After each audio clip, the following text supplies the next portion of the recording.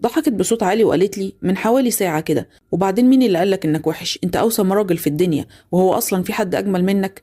فرديت عليها وقلت لها اكيد، بس اللي انا متأكد منه ان مفيش حد عنده حظ اكتر مني. حسيت انها اتكسفت وقامت من على الكرسي اللي قدامي وراحت ناحية الشباك، فقمت وراها وحطيت ايدي على راسها ومسحت عليه وقلت لها لو اقدر امسح كل الذكريات السيئة اللي انت مريتي بيها. يعني كنت بحاول على قد ما اقدر ان انا اشيل الفواصل اللي كانت بيني وبينها، وخصوصا اننا اتجوزنا في ظروف انتوا عارفينها وانا حكيتها لكم، واتجوزنا في وقت سريع جدا، فبالتالي ممكن ما تكونش قدرت تاخد عليا بسرعة. لكن الحمد لله بعد ايام قليلة كانت كافية اننا ننسى كل اللي فات ونبدأ حياة ببداية جديدة وسعيدة.